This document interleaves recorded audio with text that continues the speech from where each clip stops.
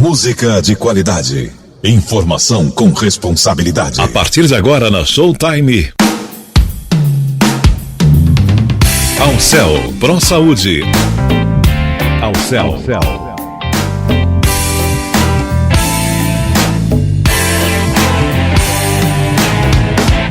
Alcel Pro Saúde. Boa tarde, amigos ouvintes. Aqui é Zildete Montiel e uma hora inteirinha de informação e saúde para vocês. Num oferecimento de Alcel Pro Saúde, simplesmente o máximo. Alcel Pro Saúde, sempre com você. E hoje nós vamos falar sobre vida low carb. Você sabe o que é isso? É uma proposta da era das cavernas dos dias de hoje. E eu vou conversar com a querida e maravilhosa, mas é maravilhosa mesmo, doutora Lia Lima, médica endocrinologista, especializada em pâncreas, tireoide, diabetes, dislipidemia, medicina do esporte e suplementação, controle de peso e hábitos saudáveis. Logo, nós não vamos conseguir falar tudo isso numa hora só, mas vamos começar falando sobre a dieta das cavernas. Bom dia, boa tarde, doutora Lia Lima. Boa tarde, ouvintes. E sim, realmente eu sou médica, trabalho com distúrbios dos órgãos, mas sem dúvida uma alimentação saudável e sendo a low carb uma delas, é a proposta para que nenhum desses órgãos chegue a ficar doente, né? Certo. Qual é a teoria da alimentação low carb? O que significa? Zildete, low carb é um nome inglês, né? É americano, e que a tradução dele significa baixa quantidade de carboidratos. Carboidratos é um tipo de alimento, né? Um nutriente. Nossos nutrientes, eles são divididos em dois, sendo o que, para tentar facilitar para quem está escutando a gente, os principais, os maiores, que chamamos de macronutrientes, são proteínas, carboidratos e lipídios. A ideia da low carb é pegar o que for carboidrato e reduzir. Não é zerar, é reduzir. Isso é uma dieta ou é um hábito de vida? Isso é um hábito de vida, isso não é uma dieta, porque não se envolve a vida low carb, ela não é simplesmente só diminuir carboidrato. A palavra low carb, a tradução, né, direta da palavra, significa baixa ingesta de carboidrato, mas ela não é só isso, e nisso realmente a gente precisa conversar e passo a passo para a pessoa conseguir entender que não é simplesmente escutar o que a gente está falando aqui, sair e descobrir o que é carboidrato e parar de comer e achar que está fazendo low carb. Não, precisa de muitas outras coisas associadas e a gente vai passo a passo conversando. Eu tenho aqui o nosso ouvinte Renato Carota, ele diz assim, low carb, vai devagar com o carboidrato. É por aí, não é? Exatamente, é porque algumas pessoas ficam tão apaixonadas, né, com essa redução do carboidrato que realmente traz muito benefício, que pode chegar ao ponto de zerar carboidrato, e aí pode ser perigoso. Afinal, né, eu sempre falo, se a natureza oferece esse nutriente, a gente deve sim consumir os nutrientes, mas de forma moderada, né? A moderação está no segredo de tudo. E emagrece mesmo? Emagrece é uma consequência. Eu sempre instituo a dieta low carb como base, né, de tratamento dos meus pacientes na parte de mudança de estilo de vida, mas quando eu estou pensando apenas no alimento, o emagrecimento é uma consequência. Imagine, 90% dos meus pacientes eles estão obesos, então todos eu trato para obesidade, e a grande maioria eu instituo a low carb imediatamente, e 100% dos casos, a low carb eu instituo, nem que seja depois, né, para uma forma de manutenção, porque realmente ela é um melhor estilo de vida de manter. Sim. O Roberto Morelli diz assim, existe a dieta Atkinsons, que diz que devemos cortar totalmente o carboidrato e comermos só proteínas. Isso é prejudicial à saúde? Não se tem nenhum benefício mostrando que a redução total de carboidrato, ela pode te trazer benefícios. A vantagem é que emagrece mesmo, né? Isso já não é dieta low carb ou estilo de vida low carb, não é. Isso significa dieta cetose, que quando a gente só come carboidrato e a gente começa a ganhar energia através, ou quando a gente só come proteína e que a gente começa a captar energia apenas das proteínas, isso é a dieta cetogênica. E tem várias, né? Tem da Pronocal, tem do Dr. Atkins. Ela é feita para emagrecimento, mas não para manutenção. Para manutenção a gente faz a dieta low carb, que ela sim, a gente tem visto vários benefícios.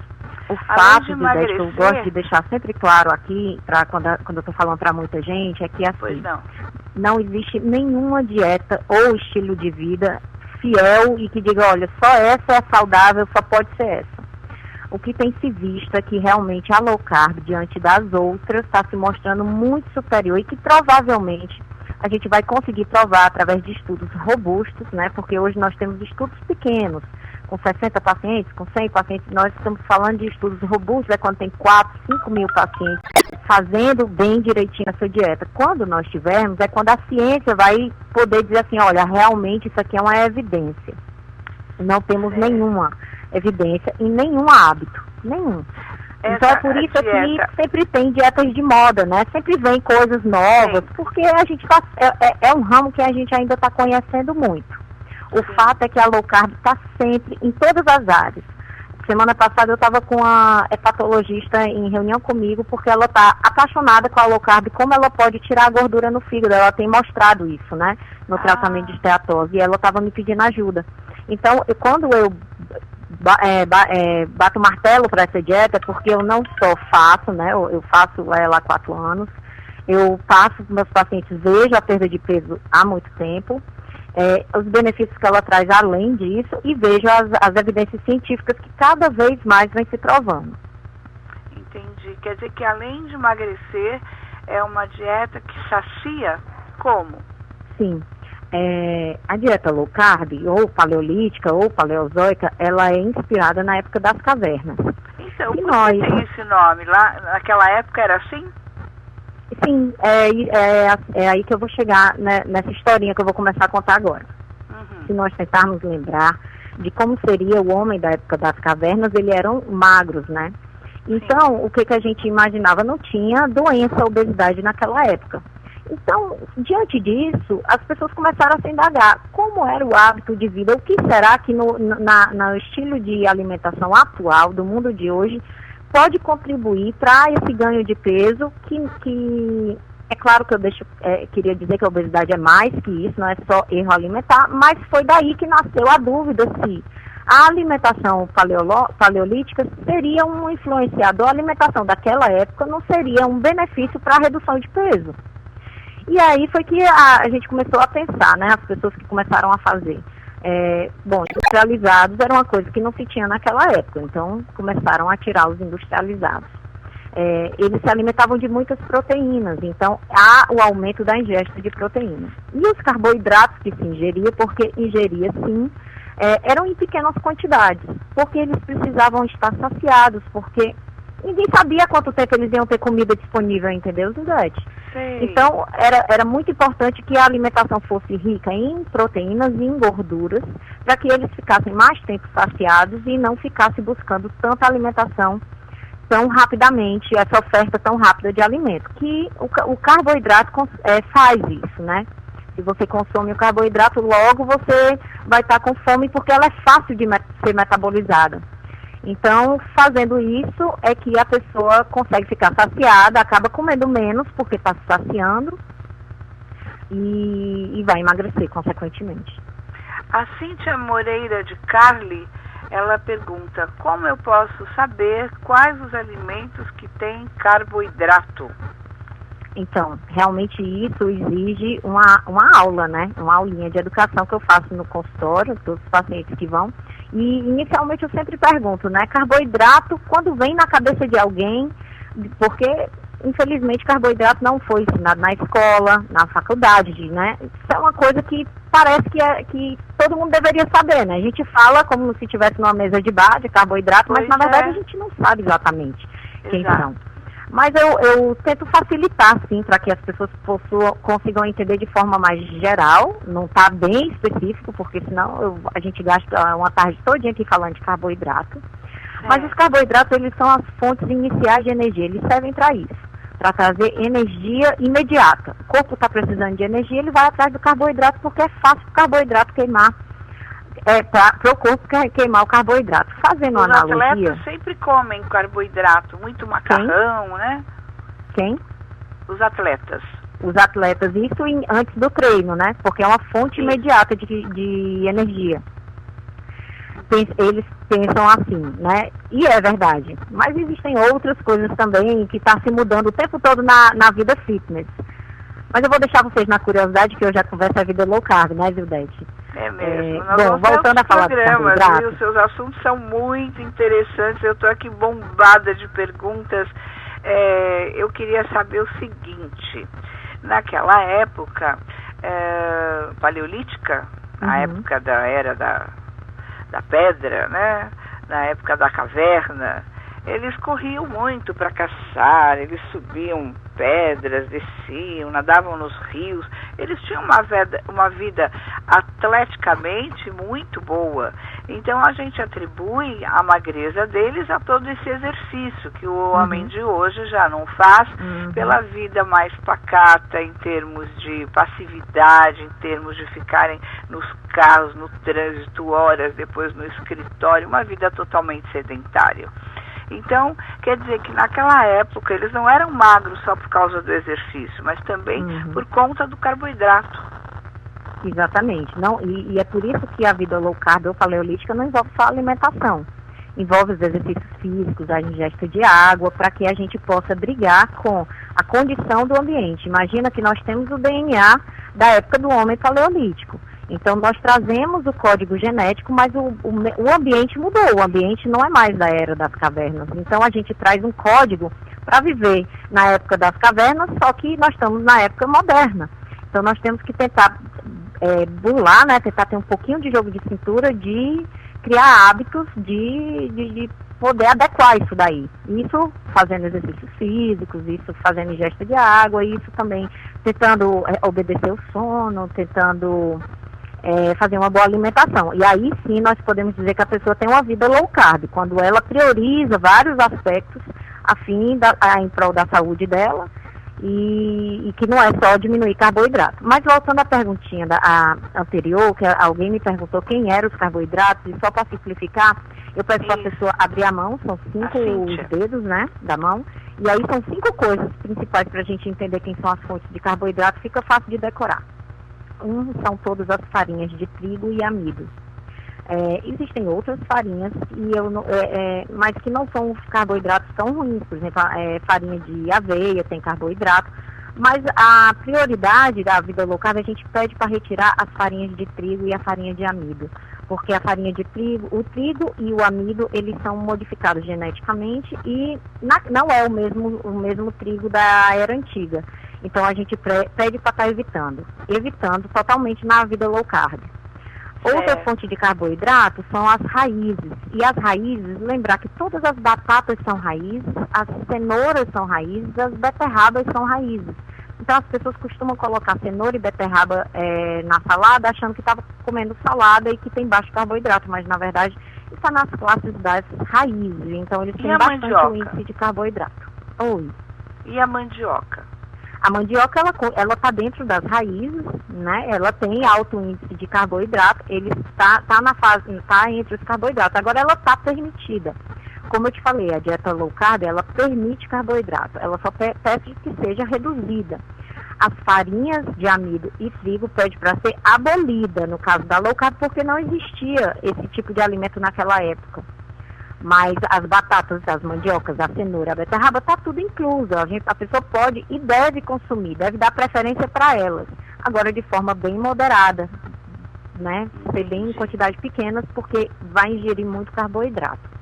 Outra fonte, hoje o consumo de tapioca é muito alto e os atletas, como as pessoas que querem emagrecer, fazer dieta, elas se alimentam muito da tapioca, que é a farinha da mandioca, né? Mas a batata doce. Então, Exatamente, mas são para atletas, né, Gildete? Eu não sou atleta, eu acho que você também não é atleta e a maioria das pessoas não são atletas, ou seja, nosso gasto energético não é tão alto. Então, para as pessoas que têm gasto energético alto, a gente tem que oferecer uma fonte de energia intensa para eles, porque eles vão gastar, eles fazem de 3 a 6, às vezes 10 horas de exercício por dia. Não é o nosso caso, a gente trabalha, a gente tem filho, a gente tem casa, a gente tem um monte de outras coisas que faz a gente trabalhar com a mente, não só com a parte muscular. Então, sim, para atletas, sim, para as pessoas que treinam muito, sim. Inclusive, a gente orienta a cada 1 hora de treino a gente repor carboidrato, mas a quantidade é bem baixinha. Então, não é por causa disso, a doutora falou que pode consumir carboidrato a cada hora de treino, aí sim, turma de carboidrato.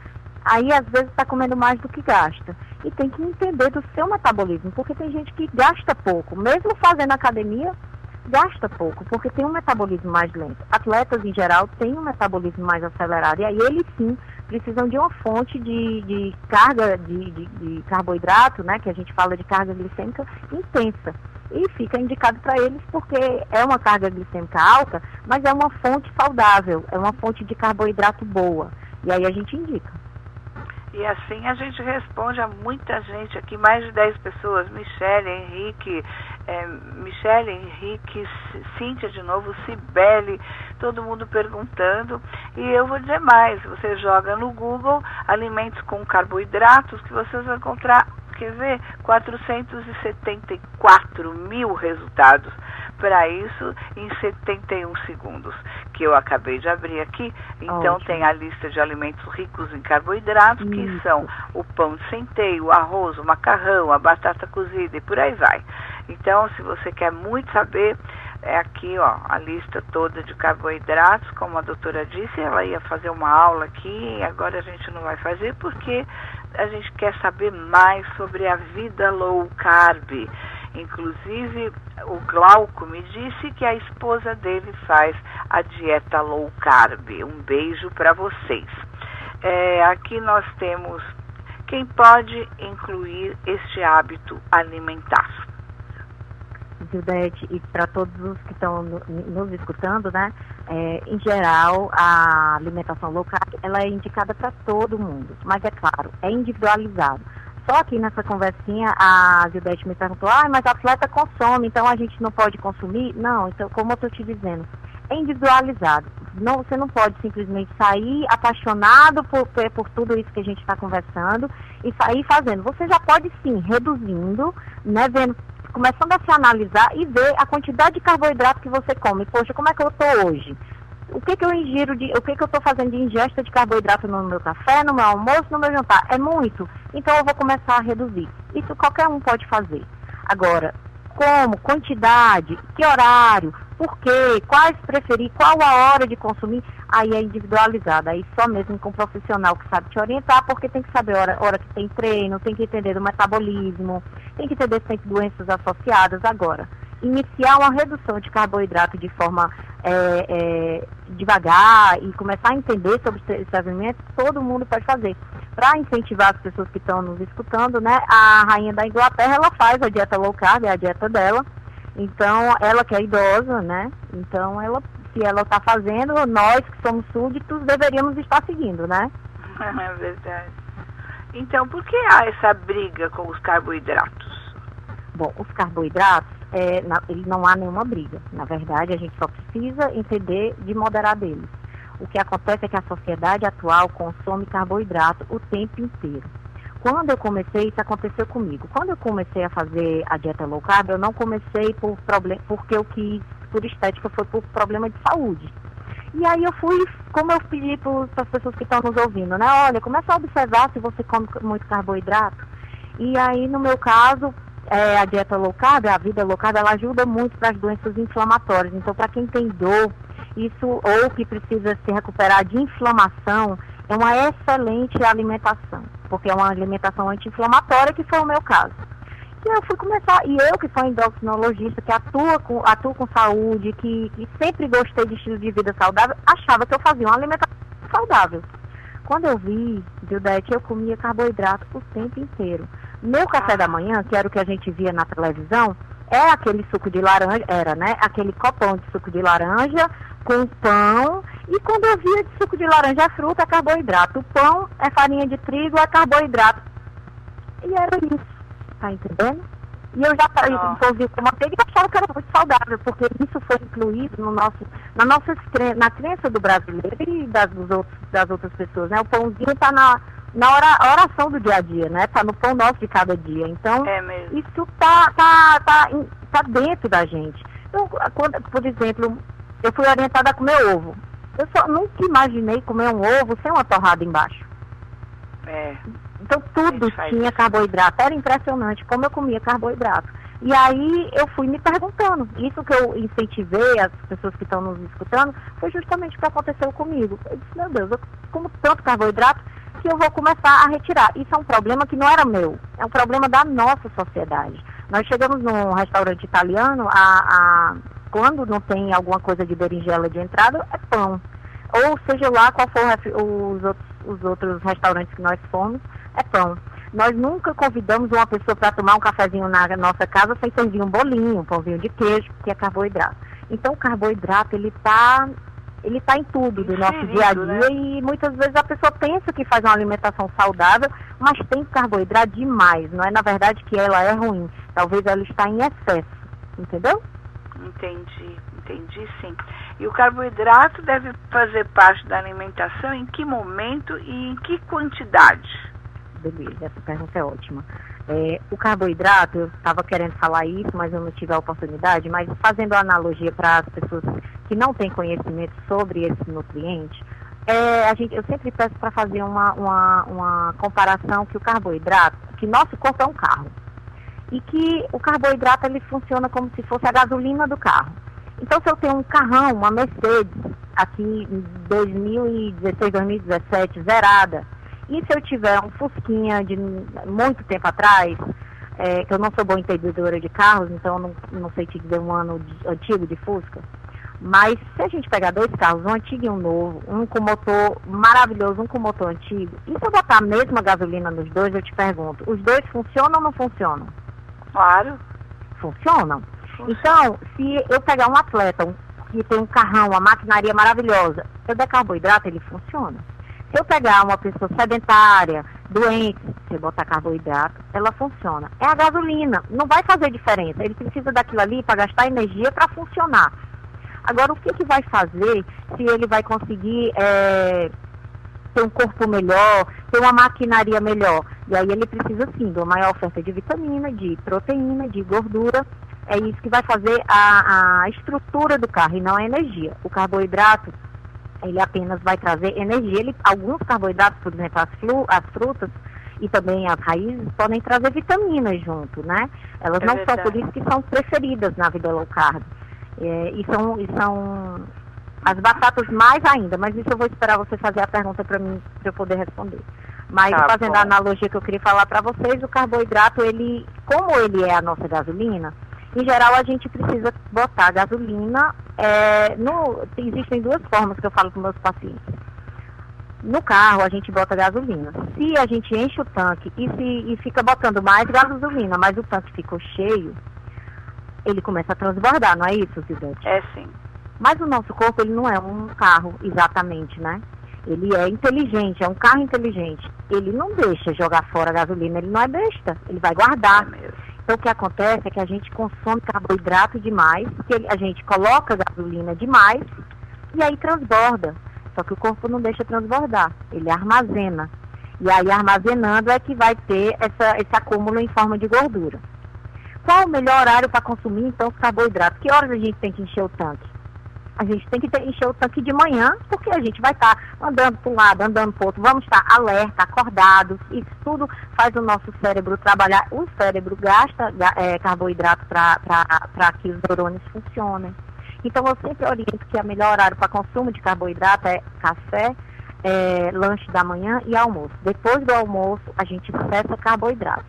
Já vou falando que essa orientação é muito individualizada. Em alguns casos não dá para cessar carboidratos à noite. Por exemplo, um diabético que usa insulina ou pessoas que sofrem de hipoglicemia. A gente tem que deixar pessoas que treinam à noite. Por isso que eu digo que a melhor horário para consumir é café, almoço, mas no jantar em diante, só dá para restringir total carboidrato se for individualizado. Entendo. Eu tenho aqui uma observação do querido Dr. Fábio Mori, que é membro da Sociedade Brasileira de Cefaleia. Ele diz: excesso de carboidratos aumenta o colesterol. É perigoso e muito açúcar também? Sim. O excesso do carboidrato, como eu te falei, se a gente consome demais, a gente estoca. E a gente estoca em forma de quê?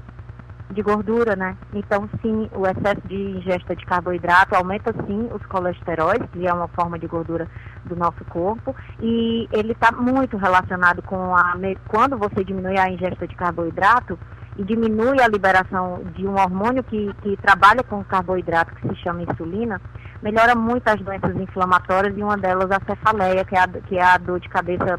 Algumas pessoas têm enxaqueca, né, a dor de cabeça crônica, e está muito associada e é bem indicada para os pacientes que sofrem de dor de cabeça.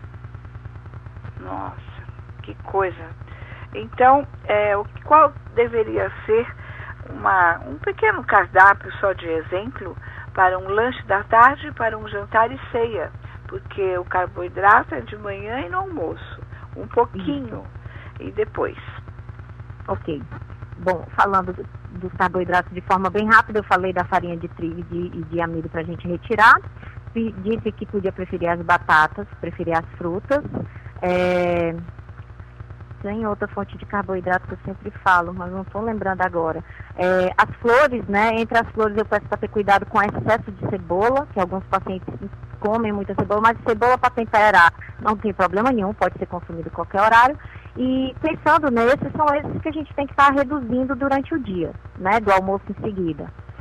Lembrar que de manhã e no almoço a gente pode ingerir, mas mesmo assim em pequenas quantidades. Não é porque está permitido, tem que lembrar que é low, né? Tem que lembrar que é pouco. A moderação, ela faz parte do começo ao fim desse estilo de vida.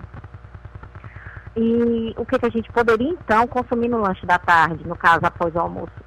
Nós podemos consumir iogurtes, nós podemos consumir no lanche da tarde, inclusive, o abacate com iogurte, ele pode ser indicado. O abacate, ele é uma fruta, mas ele tem baixíssimo índice de carboidrato. Então, no Brasil, é o único lugar que nós consumimos o abacate como fruta, né? Porque, na verdade, ela é muito utilizada na salada. Por quê? Porque tem carboidrato, só que é bem baixinho, então a gente indica. Quando eu falo que depois do almoço a gente cessa carboidrato, a gente cessa alimentos ricos em carboidratos. Mas se você come um alface tem carboidrato, só que é bem baixinho. Então, não necessariamente nós estamos banindo o carboidrato. Ele está permitido, só que são alimentos de baixíssimo índice de carboidrato neles. O abacate é um, todas as saladas são outros, então não fica com medo. Você ingere sim carboidrato, só que bem baixinho. O abacate, a abobrinha, berinjela, então, por exemplo, uma berinjela recheada no jantar, recheada com carne moída é uma alternativa de jantar. Nós temos purê de chuchu, que é uma delícia esse purê. Eu posso estar passando para vocês no meu site a receita. Eu tenho no meu Instagram, está postado. Eu tenho vários posts de dicas de alimentos para não cair na rotina de baixo índice de carboidrato que você pode estar fazendo no jantar. E no lanche da tarde nós temos os iogurtes, nós temos os enroladinhos de frio, de presunto e queijo, nós temos os mix de castanhas, que são proteínas, temos várias alternativas. Certo, então depois, no final da entrevista, eu vou passar para vocês o blog da doutora Lia Lima. E vocês anotem e dá para seguir. E ela volta com a gente depois para falar mais outros assuntos da área dela. Agora, eu quero saber, se você quiser que eu tire dúvidas, as pessoas podem estar me mandando por e-mail também. Ela é capaz de desintoxicar e anabolizar.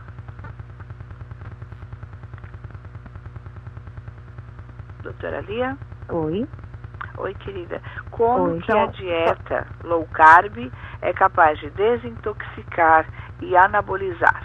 Sim. A dieta low carb, ela desintoxica, como eu falei, ela é boa, inclusive, para diminuir a inflamação, então está relacionada com a desintoxicação, né? E a anabolização também, porque como você está fazendo uma maior ingesta de proteínas, se por acaso você também faz os exercícios físicos, você vai ter um material para poder construir o seu carro, né? A partir da maquinaria do seu carro.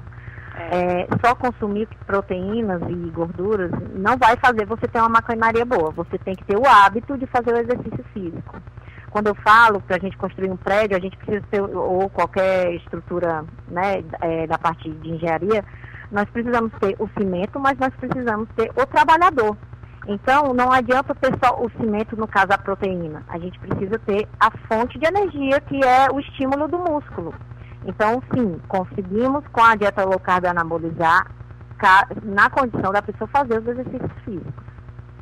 A Bri Moscardi, ela tem uma pergunta interessante. Ela diz assim, que ela leu e que ela tem feito, ela come, né, ela se alimenta todos os dias com arroz e feijão, por conta de que ela ouviu dizer que o arroz e feijão é um cimento para o corpo e que faz falta e que é muito bom pelos nutrientes que tem no arroz e no feijão. Como é o nome dela? Bri. Cris, Moscardi. você tem toda a razão. O arroz, ele é uma fonte, é um alimento de alto índice de carboidrato, ele é um dos 5 que eu ia citar e que eu tinha esquecido, mas ele pode e deve ser consumido no almoço. Então, se você preferir e gostar do arroz com feijão, ele sim é uma mistura maravilhosa. O feijão é rico em proteínas, tem muitos nutrientes. O arroz, ele é uma fonte de energia, também tem alguns nutrientes que, aliás, ele é uma semente, né? Então ele traz nutrientes. Só precisa ter cuidado com o excesso do arroz. E aí a gente pede à noite para estar retirando o arroz por causa do excesso do carboidrato. Isso não está dizendo que está proibido comer arroz, está permitido. Agora só deveria ser em menores quantidades e preferir consumir na hora do almoço. Entendi. Eu tenho aqui a pergunta da Suzana. Ela diz assim, a dieta low carb é uma dieta cara? De forma alguma. Ela é justamente o contrário, né? É uma alimentação vinda da natureza. Então, quando ele pede para tirar, muitas pessoas falam, mas as frutas são caras, os legumes estão caros. Sim, eles estão caros. Mas o quanto de industrializado também você vai tirar da sua feira, né, do seu supermercado, economizando com isso e podendo preferir um investimento num alimento que é saudável, né, que é natural. Então, a gente tira o gasto com tanto industrializado, com essas coisas que são ricas em conservantes, corantes, aromatizantes, tudo essa química toda. A gente prefere a alimentação natural e aí você vai ter uma alimentação mais saudável, uma alimentação sustentável, que te emagrece, te dá saúde, te desintoxica, enfim, cheio de benefícios. Entendo. Mas o que a senhora acha do detox pela manhã? Oi, Gilberte, eu não entendi. O que a senhora acha do detox pela manhã? O detox que a pessoa está se referindo é o suco verde? Isso. O suco verde é também uma fonte maravilhosa, né? Ela pode ser consumida tanto no café da manhã, como também no lanche da manhã. Ela vai em geral uma folha de couve e manteiga. Eu sempre oriento colocar umas folhas de hortelã para dar um sabor melhor. Você escolhe em geral uma fruta, muitas pessoas colocam 2, eu peço para colocar só um tipo de fruta por suco, né? O suco verde, e aí você pode colocar ou água de coco ou água, e se for água sem água de coco, né, água pura, você pode usar adoçante. E aí você faz a sua batida do suco verde. Algumas pessoas consomem em jejum, outras pessoas consomem no lanche da tarde, que pode ser feito das duas formas. Existem, agora, as vantagens do suco verde são enormes, né? Como ela tem uma fruta, e a fruta é um carboidrato é um alimento de alto índice de carboidrato, exceto alguns tipos de fruta como o abacate, mas a gente não usa ele no suco. Em geral a gente usa uma maçã, né? A gente usa uma pera, a gente usa um abacaxi, eles levam carboidratos. A gente pede para consumir pela manhã. Os benefícios são inúmeros, porque todas as frutas são ricas em vitaminas, são ricas em antioxidantes. A gente não pode tirar as frutas do nosso alimento. Ele só tem um horário a ser consumido, que seria no turno do dia, né? Super indico. Ele tem fibra, porque a folha de couve-manteiga é rica em fibra. e fora os benefícios que ela traz além, né, das fibras, mas traz saciedade também. E sou super a favor do suco detox. Certo. E o leite? O leite, ele já é considerado inflamatório, né, pelos constituintes do leite. Nós humanos não temos uma estrutura para que nós podemos eliminar o leite, mas para as pessoas que são low carb, completamente low carb, elas não consomem o leite, elas tiram o leite. Nos meus pacientes que eu estou instituindo a low carb, lentamente, passo a passo, eu oriento que o leite é uma coisa que no futuro a gente vai tentar tirar da alimentação. Mas está permitido os derivados de leite, os queijos, de preferência os amarelos, que tem mais gordura. Lembre que quando eu estou liberando gordura, a gente está liberando em pequena quantidade, gente. Então os queijos amarelos são permitidos, mas em pequenas quantidades. Né? As gorduras, né, vinda do leite também. O que são pequenas quantidades, doutora?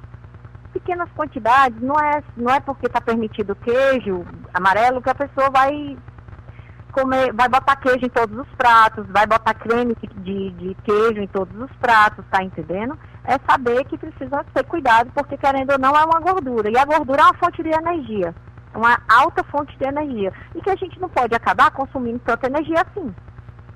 Entendi.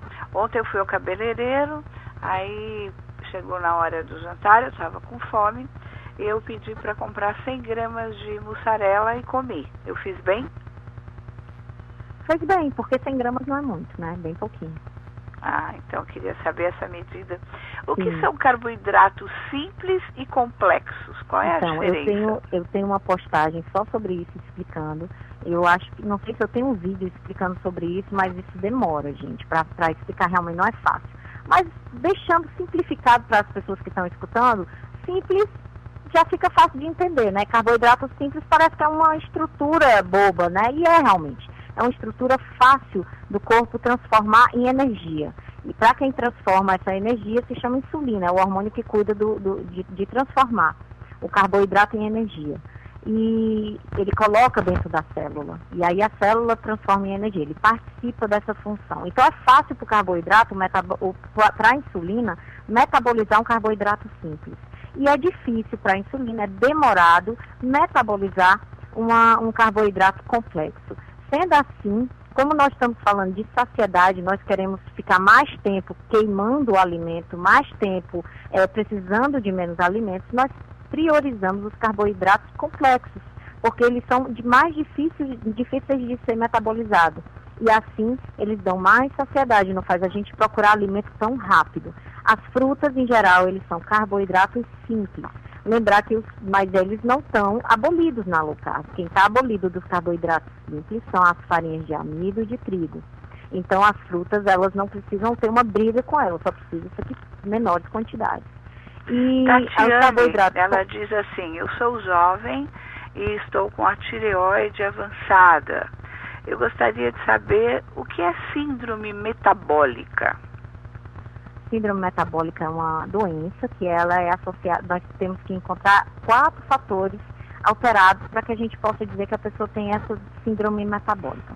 Mas encontrando esses fatores, essa pessoa que tem síndrome metabólica tem o metabolismo alterado, né, que predispõe ao desenvolvimento de doenças como diabetes, como hipertensão e as complicações delas, como o infarto e o derrame. Então, a síndrome metabólica é como se ela estivesse um pouco antes das doenças mais graves, mas ela não deixa de ser grave. E a gente tem que tratar antes da síndrome metabólica estar presente. Quando a síndrome metabólica se apresenta, a gente tem uma insulina que já não consegue trabalhar tão bem. E aí, isso pode ser da própria insulina, mas pode ser lá onde a insulina vai trabalhar, lá na célula, lá onde ela vai levar o carboidrato para dentro da célula. E ali pode ter algum problema. E a gente fala de resistência insulínica, que é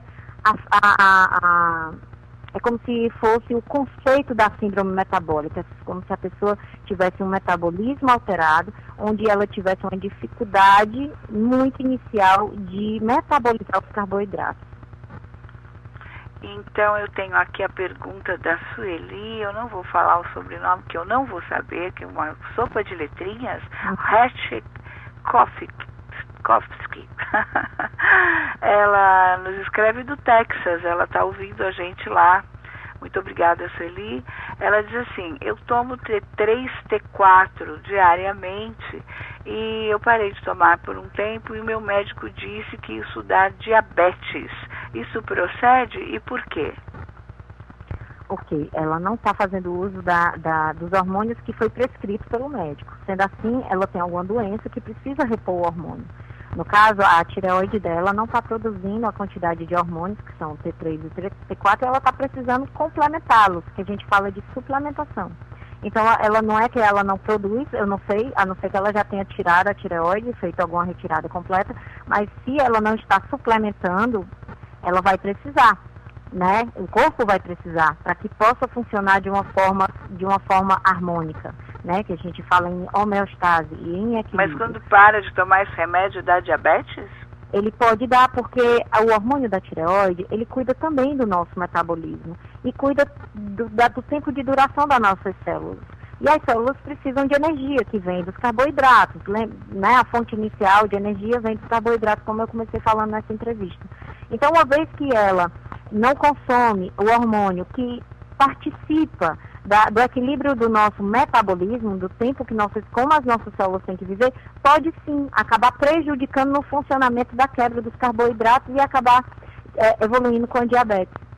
Nossa, isso é muito sério, né?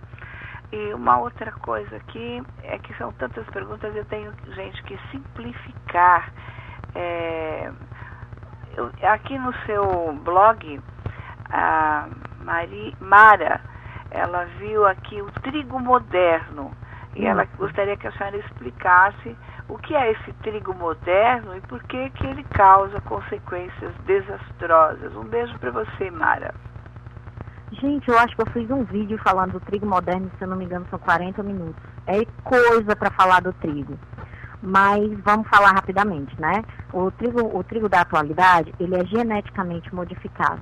Isso porque foi visto que depois do amido, o trigo ele é o segundo alimento mais vendido na indústria alimentícia. Então, o homem tem que tirar proveito disso, né? Nisso, o que ele pensou? Vamos, então, acelerar o processo de fabricação desse trigo, para que esse trigo consiga se reproduzir mais rápido. E também vamos fazer com que as pessoas queiram comer mais trigo. Porque, imagina aí, a gente chega no italiano para comer uma massa lá o garçom ele serve pra gente pão. Como é que pode? Porque o trigo, ele dá vontade de comer mais. Eles não são trouxas de servir um ovo de codorna, nem um queijinho, que dão saciedade, que são proteicos, né? Eles vão dar carboidratos que são modificados, que dão vontade de comer mais e que não dão saciedade. Isso tudo não é bobagem, né?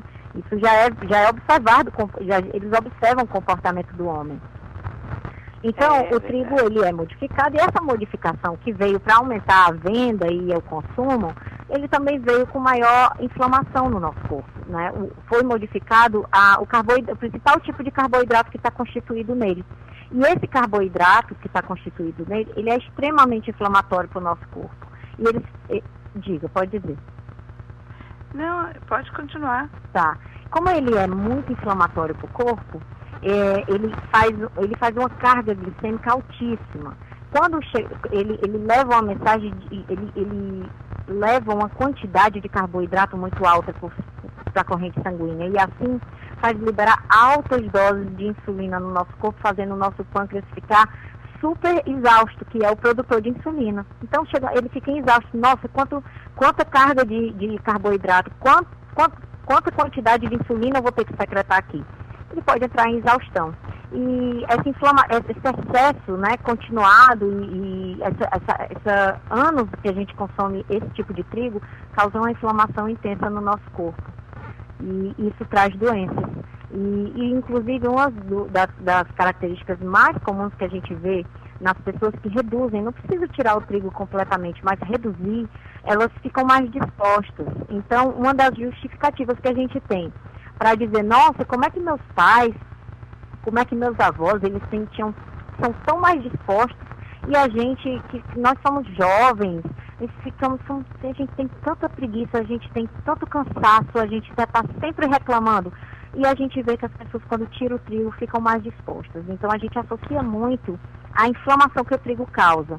Então, faça o teste você mesmo, reduza a quantidade do trigo que você consome. É quase impossível viver totalmente sem trigo, porque, gente, num queijo cottage, num queijo gorgonzola tem trigo. Então, num ketchup tem trigo. Então, não dá para viver completamente, senão a gente vai comprar uma briga e eu acho que a gente resolve um problema e arranja outro, porque fica paranoico, né? Mas se a gente reduzir, já é muita coisa, né, a ser feita. Existe alguma coisa que possa substituir o trigo, por exemplo, numa receita? Sim, nós trocamos as farinhas, né, de amido e farinhas de trigo por farinhas de castanha, farinhas de arroz, farinhas de aveia. Mas a gente sempre pede para... Elas, sim, são caras, elas podem encarecer a dieta, que foi uma das perguntas feitas anteriormente. O que pode encarecer a dieta low carb é o consumo dessas farinhas, que elas são mais caras. Por quê? Porque não tem, porque realmente a indústria não viu benefício em fazer uma alta reprodução e, enfim, por isso que elas são mais caras, porque elas são mais artesanais. E sendo assim, a gente consegue ajudar um pouquinho a gente, né, também. Dar uma saciada, aquela vontade de comer alguma coisa com massa, né, que vai farinha. É mesmo. Qual é a sua relação com o vencedor do Prêmio Nobel da Ciência em 2016? Com a postulação da teoria da autofagocitagem. Mas eu sei a teoria foi da autofagocitagem, e a teoria dele é que o nosso corpo, ele autofagocita as substâncias inflamatórias.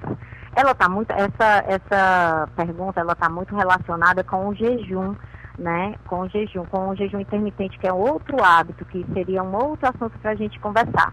Mas o tá fato na moda, né? Hã? Tá na moda, né? Tá na moda. E aí é que eu entraria a teoria da autofagocitagem, que seria uma autodesintoxicação. E seria através do jejum. E aí é que a gente estimularia essa autofagocitagem, que seria um mecanismo próprio do nosso corpo, e que o que seria autofagocitar? Destruir nosso corpo, destruir estruturas que são tóxicas. Então, existem algumas ferramentas que nós, de forma natural, podemos fazer para diminuir essas toxinas.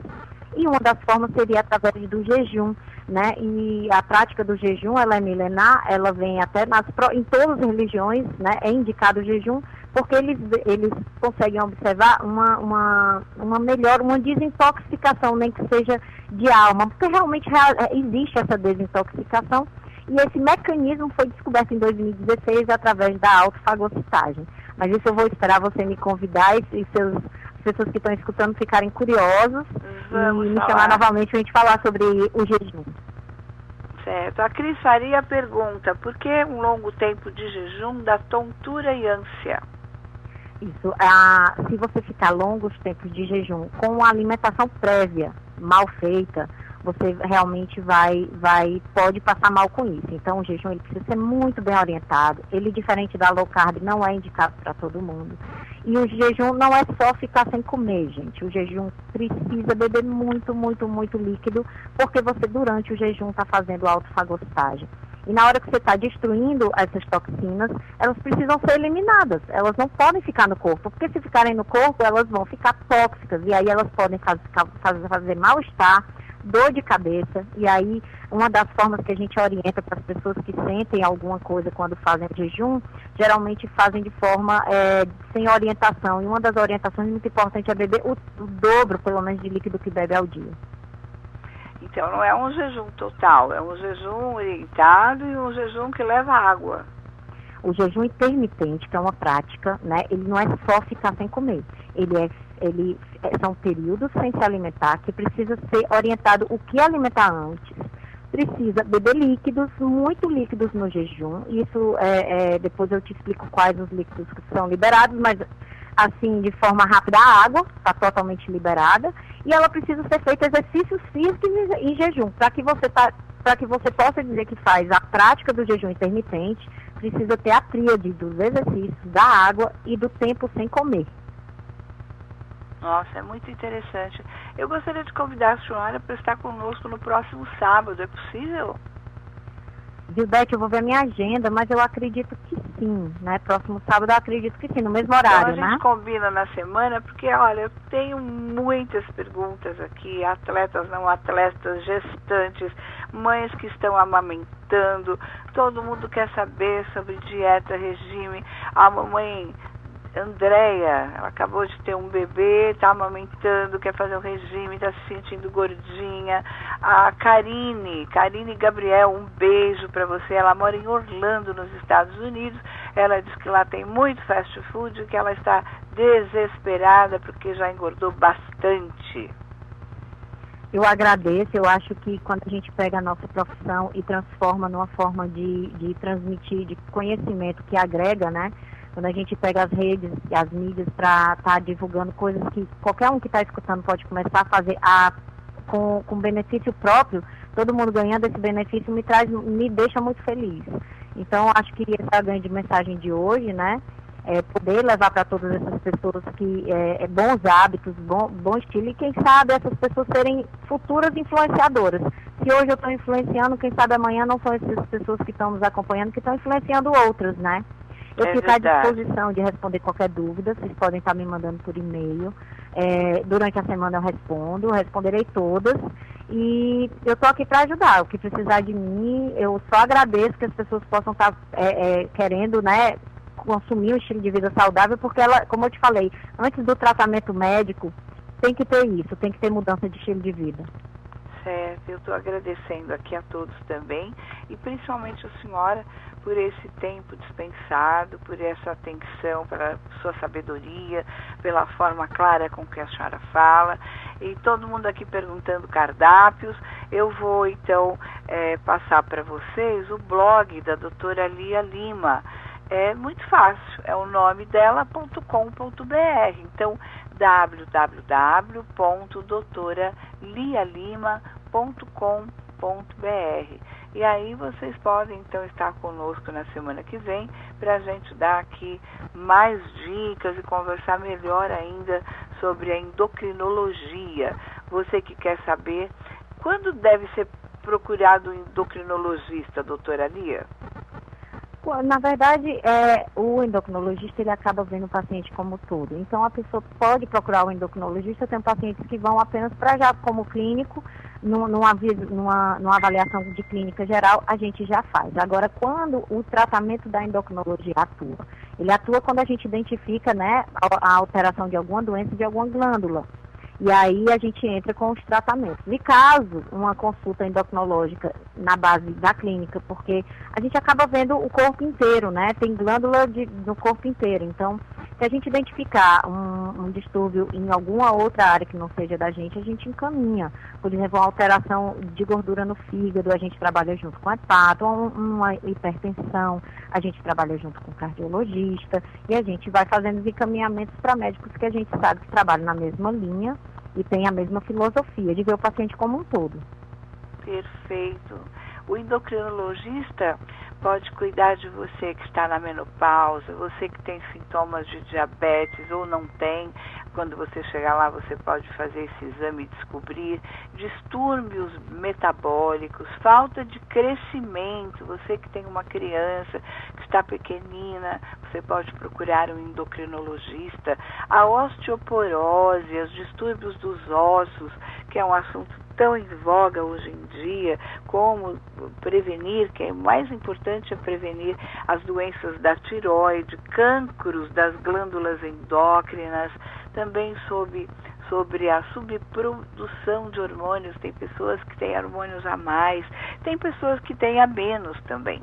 Transtornos do colesterol, esse assunto, esse colesterol tão temido, a hipertensão, a infertilidade, orientações alimentares, suplementação de vitaminas, isso é muito importante. Essa moçada aí que está fazendo academia e tomando a suplementação de vitaminas sem nenhum critério, sem uma prescrição. A obesidade e o sobrepeso é tão importante a gente poder controlar para não dar problemas paralelos como dores nos joelhos, na coluna. A obesidade é uma doença terrível. Então, a endocrinologista, doutora Lia Lima, está aqui para orientar. E você que ouviu e gostou, pode, então, fazer as suas perguntas durante a semana. Quem sabe a gente consegue marcar com ela mais uma hora inteirinha aqui no Ao Céu Pro Saúde para vocês. Não é isso, doutora Lia? Isso, eu só posso agradecer o convite de hoje, o convite da semana que vem, e a gente confirma durante a semana como é que está a minha agenda no sábado, que eu ainda não sei. Tá bom, na quarta-feira, então eu procuro a senhora para a gente confirmar, tá bom? Que se não der, então na quarta eu já tenho como ver um outro profissional e a senhora volta depois também, um dia que puder, não é? E eu quero agradecer você, Glauco Pereira de Oliveira, todos, que né? está dizendo que a gente aqui, já possa começar bons hábitos de agora, né? Então, tá parabenizando a doutora Lia Lima, o Glauco Pereira de Oliveira, a Larry também está aqui parabenizando, Elisângela, Tadeu, muita gente, Adriana, nossa, 2 Adrianas, Maria Alice, Mariana, Davi de novo, obrigada, Davi, pelo seu carinho aqui conosco, viu? Eu quero agradecer a senhora, a doutora Lia, e gostaria também de saber se a senhora tem um outro contato além do seu blog. Eu tenho o Facebook, uma fanpage no Facebook que é a doutora Lia Lima, e no Instagram que se chama doutora Lia Lima também, caso as pessoas prefiram. Eu tenho um canal no YouTube onde eu tenho os vídeos, que é doutora Lia Lima. Então você sai colocando doutora Lia Lima nas mídias sociais que vocês me acham. As receitas dos pratos que eu falei ficam mais realmente no Facebook e Instagram. Eu não tenho no blog uma página só com receita. Eu vou fazendo no meu dia a dia e vou postando os pratos que eu faço no meu dia a dia para que seja um incentivo para os outros. Então, caso as pessoas tenham curiosidade de receita, o ideal é que me procure pela fanpage do Face ou do Instagram, doutora Lia Lima. Perfeito, então quero agradecer, desejar um grande fim de semana e muito obrigada e uma semana abençoada também, tá bom? Amém, um beijo para todos, muito obrigada. Um beijo, querida, muito obrigada. Queridos ouvintes, agradeço a vocês todos que estiveram até agora aqui conosco, obrigada mesmo. Quero agradecer a Sara, o Renê, a Marina, a Maria Alice, o João, o Klaus, muito obrigada. Tem muita gente, a todos vocês, não quero deixar de falar o nome de ninguém, agradecer com muito carinho esse tempo que nós ficamos juntos e semana que vem, sábado, meio-dia em pontinho, estaremos aqui com o programa Ao Céu Pro Saúde, sempre com você. Ao Céu Pro Saúde facilita a nossa vida, tem todos os sistemas aí para nos ajudar e agora é digital. Você pode também marcar as suas consultas, acertar pendências e pode acionar o botão antipânico para qualquer situação de emergência. Ao Céu Pro Saúde sempre com você e eu, Zildete Montiel, me despeço com muito carinho, um beijo e até quinta-feira às 9 horas e sábado que vem meio-dia para falarmos de saúde. Um beijo. Você ouviu na Showtime Ao Céu Pro Saúde. Ao Céu.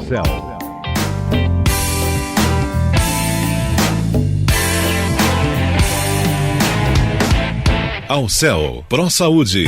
Ao Céu Zap, o novo serviço da Ao Céu. Com o Ao Céu Zap, você pode agora encontrar o médico que você necessita e marcar sua consulta. A sua carteirinha Ao Céu passa a ser digital e estará na tela do seu smartphone. Você fica sabendo das promoções e campanhas preventivas promovidas pela Ao Céu. Com o aplicativo, você pode atualizar suas pendências cadastrais ou financeiras. Além disso, tem acesso ao botão antipânico, que dispara pedido de socorro e atendimento de emergência. Aplicativo Ao Céu, disponível para o sistema Android. Vá até a Google Play e baixe o aplicativo Ao Céu Zap. Ao Céu, uma empresa a serviço da vida e da saúde.